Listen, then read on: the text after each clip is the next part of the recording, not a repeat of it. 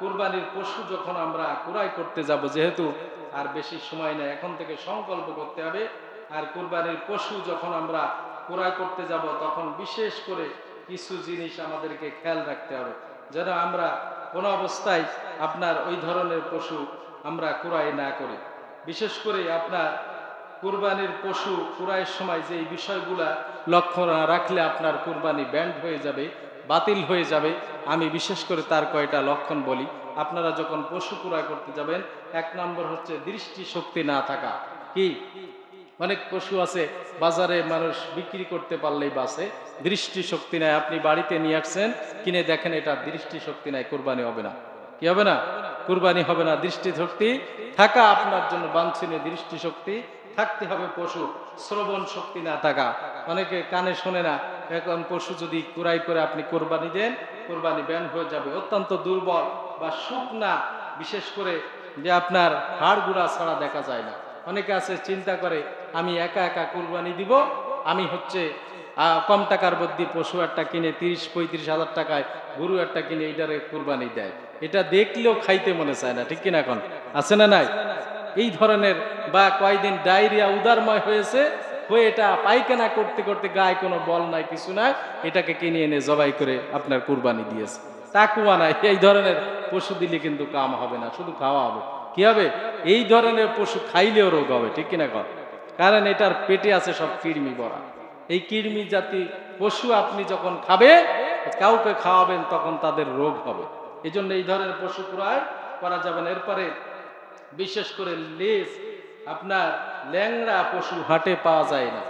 পাওয়া যায় কি পাওয়া যায় না বলেন? ল্যাংড়া পশু অর্থাৎ ভালোভাবে হাঁটতে পারে না, আপনার কুরবানির স্থান পর্যন্ত হেঁটে যাইতে পারে না, এ ধরনের পশু কিনলে কাজ হবে না। লেজের বেশিরভাগ কাটা, অনেক পশু আছে অনেক সময় লেজের বেশি অংশ কাটা থাকে। হ্যাঁ, যদি আপনার 4 ভাগ বা 3 ভাগের 1 ভাগ কাটা থাকে, তাহলে সেটা যা জায়েজ, কিন্তু বেশি অংশ কাটা থাকলে এটা দ্বারা আপনার কুরবানি হবে না। জন্মগত কান কালা বা আপনার জন্ম থেকে আপনার কানে শুনতে পারেন এমন পশু কুরবানি দিলে হবে না।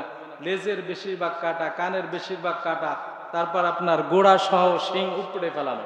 অনেক সময় গুতাগুতি করে আপনার দেখা যায় একদম গোড়া থেকে শিং উঠে গিয়েছে। এই ধরনের পশু কুরবানি করলে কিন্তু কুরবানি প্রযোজ্য হবে না, জায়েজ হবে না। তারপরে এবার ছাগল বা গরু, আপনার এদের দুইটা যে 4টা করে স্তন থাকে, দুধ থাকে যেটা, এটা 2টা বাট কানা, 2টা থেকে দুধ আসে না, 2টা থেকে আসে।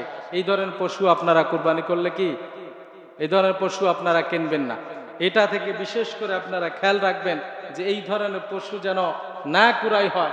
বিশেষ করে কুরাই করার সময় এগুলো দেখে শুনে আপনারা কুরাই করবেন। আর কুরবানি দেওয়ার বিশেষ করে যে সিস্টেম, আপনারা অনেকে মনে করে যে বেজোড় সংখ্যা না হলে হবে না, না, জোড় সংখ্যায় কুরবানি দেওয়া যায়, ঠিক কিনা?